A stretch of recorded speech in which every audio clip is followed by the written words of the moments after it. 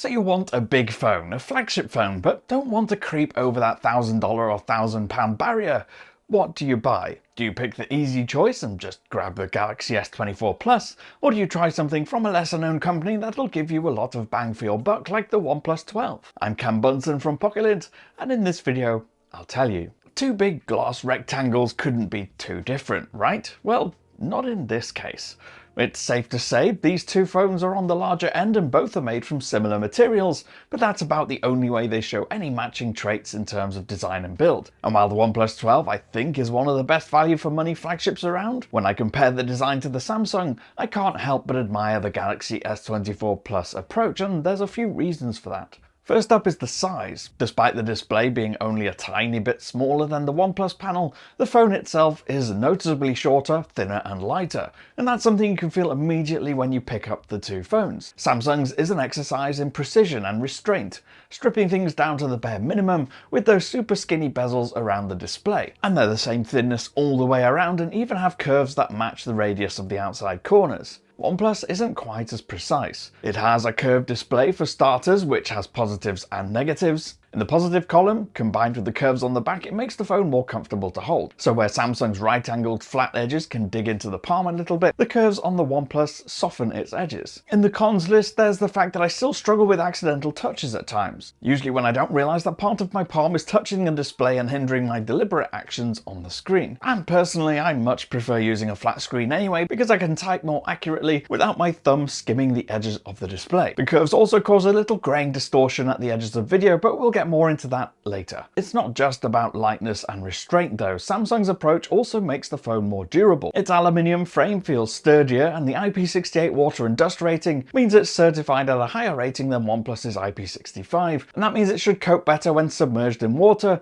but both will be perfectly fine if you get rained on. Which design looks better I think is a matter of personal preference. I'm torn with OnePlus in that I like the camera island design, as ostentatious as it is, but I'm not a big fan of the almost glittery finish of the frosted glass on this black model. I much prefer the softer matte finish on the Galaxy. So until now I've been fairly pro Samsung in this comparison, but now we're starting to talk about display and software, things start to skew in favour of OnePlus. First of all, the OnePlus display panel is among the brightest ever put on a phone. For HDR peaks it can reach up to 4,500 nits. That's 2,000 more nits than the Samsung, but it's worth noting this is just for the small bright spots in HDR content, not a brightness across the entire panel. Still, there's no doubt when you put them side by side that the OnePlus is the brighter screen. That means in bright daylight outside you should see it clearer, it cuts through reflections better, but there is a slight disadvantage with the brightness cranked all the way up. Brighter colours or highlights within images and video tend to lose a little of their saturation and colour, or the light blows it out high enough that some of the texture is lost too. It's not major, but it's definitely noticeable when you look at the two displays next to each other. And as I've alluded to, there are benefits to a flat display as well. Even when looking at photos and video, the content tends to curl a little around the edges on the OnePlus, and when looking at it face on, that adds a little graying or distortion to the picture, just at the edges. With Samsung, you don't get any of that. Another thing I found was that the fingerprint sensor in the Samsung is much better too. It's ultrasonic rather than optical and unlocks the phone much quicker and doesn't have as many failed reads as the optical OnePlus sensor does. But as optical sensors go, the OnePlus's is generally pretty good. It just doesn't match the ultrasonic tech from Samsung. Now moving on, I'm personally a big fan of OnePlus and Oppo's software. There's lots of neat features without excessive bloat or redundant apps.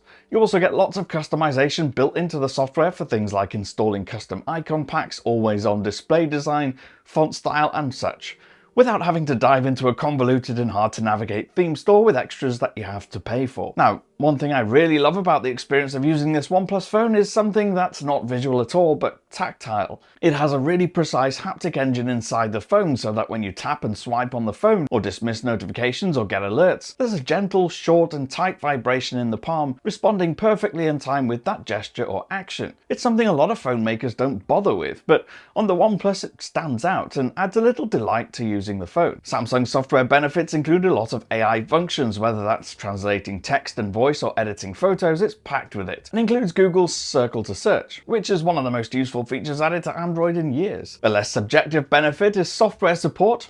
Every Galaxy S24 series phone will get major updates all the way up to 2031. That's 7 years. OnePlus doesn't. OnePlus 12 will get 4 generations of software updates and 5 years of patches, so it's about 2 or 3 years less. However, OnePlus's commitment to long-lasting phones is built right into the firmware, adding optimizations that help it feel just as fast and just as long-lasting in 2 or 3 years as it is when you first unbox it. The phone is too new to tell if that's actually the case or if it's accurate, but if accurate, that could be more important to you than whether or not you have software updates in 6 years' time. Now, here's the thing when looking at performance and battery life. I don't think there are many Android phones available in Western markets that can easily beat the OnePlus 12. Not only one of the fastest feeling, most powerful phones on the market, but it also has one of the best battery lives. The part of that speed and fluidity is down to the software that I've mentioned. It's optimized to be really responsive and light, so everything happens pretty much instantly. And while Samsung's is a powerful phone and is fluid and responsive, it doesn't feel quite as snappy as the OnePlus. Once you get into games, especially the graphically intense ones, it is hard to see a difference, but it's worth noting here that I've got the European variant of the Samsung, and that means an Exynos 2400 processor inside. The OnePlus of course uses Snapdragon 8 Gen 3, but both have 12GB of RAM and at least 250GB of UFS 4.0 storage, and so have similar top-notch hardware. Where I think the OnePlus does better is once you take those intense games to longer periods. Neither really struggles, but if you settle into a longer gaming stint, especially on demanding games, the OnePlus doesn't feel as warm to the touch thanks to its impressive cooling structure inside, and the software optimizations designed to keep everything running super efficiently. Granted, that's not a scientific test, but there was just a sense that it could handle those longer sessions a bit better. And impressively, I found that even while playing those games, the OnePlus didn't use as much of the battery. It sipped it as sparingly as it could, despite the heavy demand on its processing and graphics abilities. Samsung's really wasn't that far off, but only one of these phones are what I'd consider a 2-day battery, and that's the OnePlus. Having a larger capacity certainly helps, but so does the fact that OnePlus has a bunch of optimization engines in place that not only help it feel fast for years down the line, but also ensure that even under heavy load, you're not using excessive amounts of battery capacity. So with my own typical use, I could easily get to the end of a second day with OnePlus, where Samsung might need charging about midway through a second afternoon. And my own personal usage is about 2 or 3 hours of social media, news reading, YouTube, casual gaming and web browsing. Your mileage will obviously differ, but I'd suspect for most people the OnePlus will go a couple hours longer. So let's talk cameras, because there's plenty to look at here. Even though both have triple camera systems with main, ultrawide and zooms, both even have the 3 at similar focal lengths, the zoom being 3 times optical on both. Although it's worth pointing out, OnePlus's periscope-like zoom does have a more pixel-packed sensor and a much larger sensor. So when you do use that zoom, you still get good levels of detail and authenticity even when you're using 6 times or even 10 times zoom.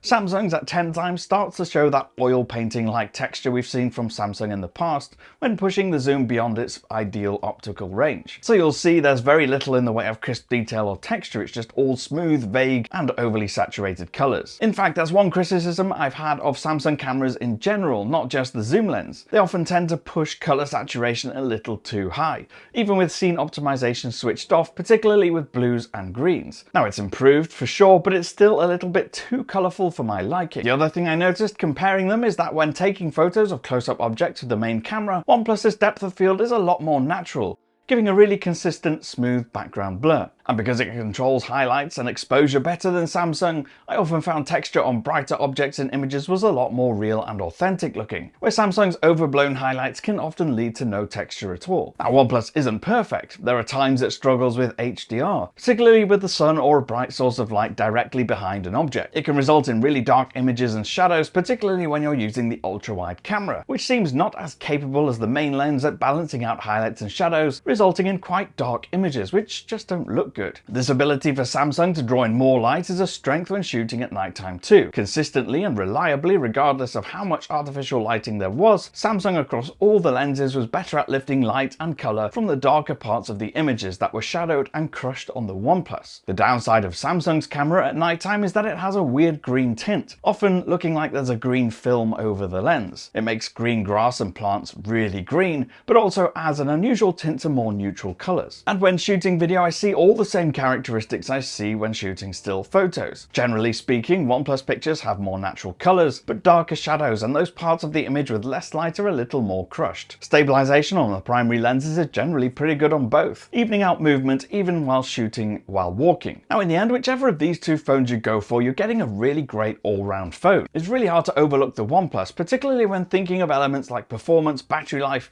and having a phone that'll feel fast and smooth for the entire time that you own it. What's more, the photo results are generally more natural, and the zoom camera is better. I think there are a couple of reasons to go with the Samsung though. One of those is the long-term software support, another is the durability and build of the phone, and the better low-light photography. So, which do you prefer? Is the OnePlus 12 a better value for money proposition, or is the Galaxy S24 Plus? Let me know in the comments, or you can get me on Threads. I'm at Cam Bunton. If you did like this video, please do leave a thumbs up, subscribe and tap that notification bell, and I'll see you again soon. Bye for now.